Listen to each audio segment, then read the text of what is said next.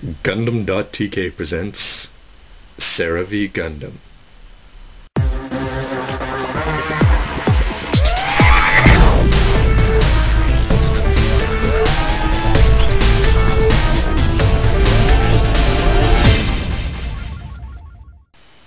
Hey, what's up everybody? Robert 184 2Rs 2Bs, and welcome to my review, this time of the 1/100th non-grade Seravee Gundam. Add in the GN Bazooka 2s, and clearly this is a huge hitting, long-range attacking looking kind of Gundam. Now the weight on the backpack didn't have as much effect on this as the O-Riser does on the 00 Gundam. I think mostly just because the hollow parts, but the weight just seems a little better distributed, maybe because of the large size legs. So there it is with 6 angry weapons, all pointed out. You can start to see some of the weight issues because the ankles don't bend so much. When the legs do spread, you don't get as much balance as you'd like. With one bazooka in each hand, the Seravee has been okay so far for keeping the weapons up, but what about the double bazooka? So let's put that in. And you can see for yourself, I'm going to hold on to the legs, and no, the weight of the double bazooka is too much for the arms to be fully extended, so it is going to fall down. If you twist the arm, yeah, it's naturally going to fall down. So those cool poses that you see on the box, you're not going to be able to do that without maybe some glue or some sticky tack. So the arm and weapon were straight just a moment ago, but you can see that the gravity is already pulling it down. Now, one of the big complaints before the Seravee came out was these holes that are in the ends of the weapons on the backpack and on the legs. And actually for me, because they're on a black background, you don't notice, I'm glad that Bandai painted it green, but you don't notice it all that much. So the holes don't bother me as much as I thought they would. Now it's able to support one bazooka at a full 90-degree angle, no problem. But I didn't think I'd use this twin buster approach as much, but because it's more solid, it works pretty well. Now getting the twin buster cannon in place is not that bad. Actually, because there's a peg on the back of this weapon here, you just pull it out and plug it into the Seraphim, and then it's a matter of getting the arm in the right place to pull the weapons. So if you want to have him shooting forward, there's no big problems with that. When you're putting the hands on the lower weapons and on the top, you'll notice that the backs are a little bit different, so just make sure you're putting the right one in the right weapon. For me, this is one of the real selling points of the Seravee, especially if you've been collecting more 00 kits.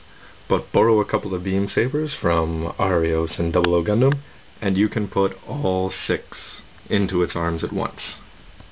As much as this looks like something out of G Gundam, which is not a bad thing necessarily in my books, I'm sure Dome and Cash would have no problem jumping in to attack this.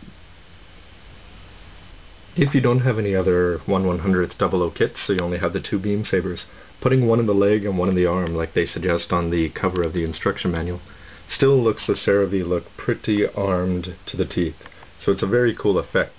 One thing I have to complain about is, as I've been doing different poses with this, the legs are continuously splitting and spreading apart.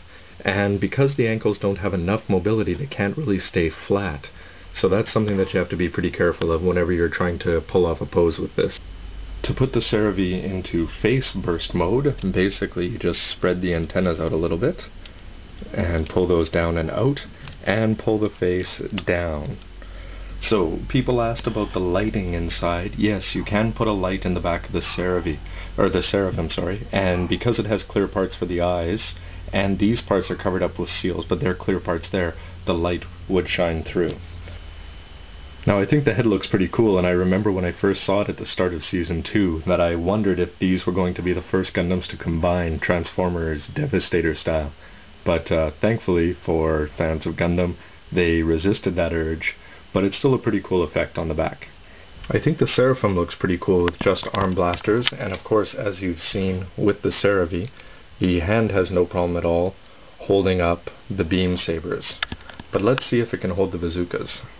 Let's try a live shot here with the arm up 90 degrees, and I will hold on to the legs and put in the bazooka, and you can see that it is falling down. So that's one bazooka, so if you did put it together into the twin bazooka, there would be no chance that it would be able to hold it up for a prolonged period of time. But let's take a look.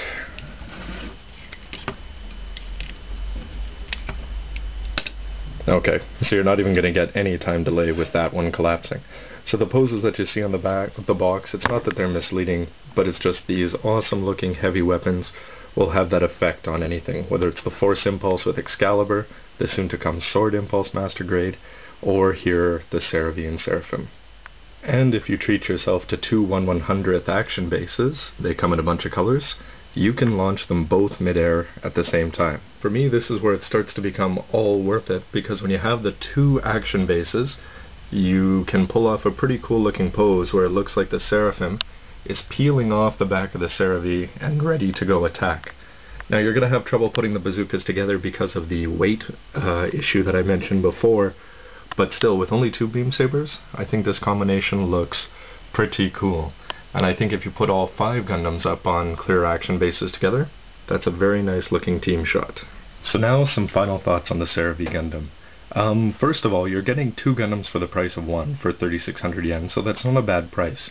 And it is very hollow, and down here you can see that there are a couple parts that this should be painted gray, etc. Now that doesn't come across when you buy a 1/100th non-grade, of course. But overall, the playability of this model is great. There's a lot of weapon variations because of the twin bazookas, and the hands and the blasters on the legs, for me this is a real selling point because they have a lot of mobility and you can move them around and pull off some pretty cool looking effects. When you put in 6 beam sabers, I think it is one of the coolest looking Gundams I've ever seen. But now for the negative points. The legs are very easy to split apart and fall apart, so you have to be careful with your balancing. And like any cool looking weapon that's huge, basically the arms can't support the weight.